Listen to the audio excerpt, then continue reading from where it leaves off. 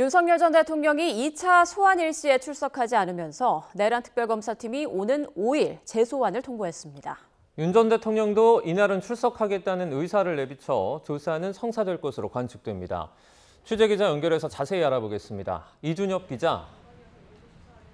네, 내란 특검 사무실이 차려진 서울 고등검찰청입니다. 네, 먼저 윤 전 대통령 불출석에 대한 특검의 대응부터 전해주시죠.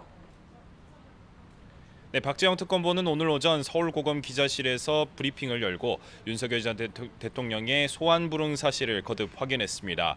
이어 윤 전 대통령 측에 곧바로 오는 5일 오전 9시까지 출석해달라고 통지했다고 설명했습니다. 박 특검보는 윤 전 대통령이 낸 의견서에도 5일은 출석하겠다고 밝힌 상황이기 때문에 이날도 불응한다면 법원이 내주지 않을까 싶다고 말했습니다.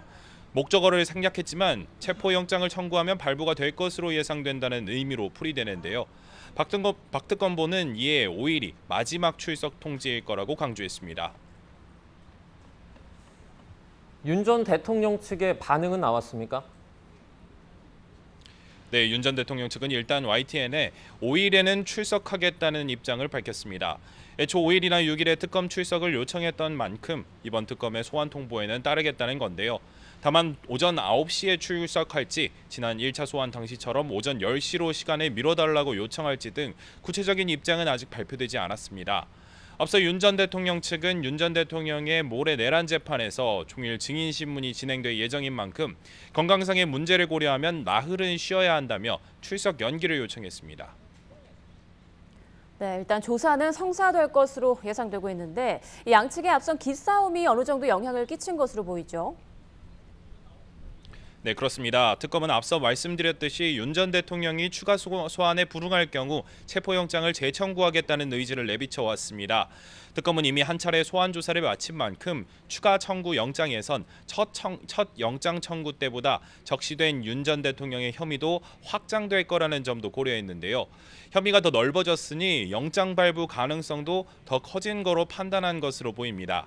협의를 안 거쳤다는 윤 전 대통령 쪽의 주장에 대해서도 의견서를 여러 차례 접수하는 과정에서 이미 사전 협의는 충분히 이뤄졌다고 반박하고 있습니다. 특검의 이 같은 강경한 대응에 윤 전 대통령 측으로서도 더 이상 미루기보다는 출석하겠다는 입장을 낸 거라는 해석도 제기됩니다. 네, 이번에 다른 특검팀의 상황도 정리해 주시죠.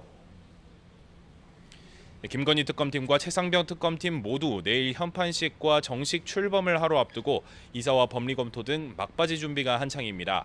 양측은 특검법상 수사 범위가 일부 겹치는 임성근 전 해병대 사단장 구명 로비 의혹 부분에 대해서는 협의에도 나섰습니다. 이명현 최상병 특검은 오전 대전 현충원에 최상병 묘역을 참배한 뒤 기자들과 만나 민중기 김건희 특검과 통화를 했다며 조율 상황을 전했는데요. 민특검 쪽은 수사 대상이 16개로 굉장히 바쁘기에 이 특검이 먼저 수사를 하고 나중에 협의해 나가기로 했다고 설명했습니다.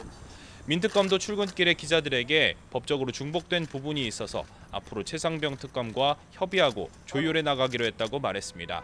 지금까지 서울고검에서 전해드렸습니다.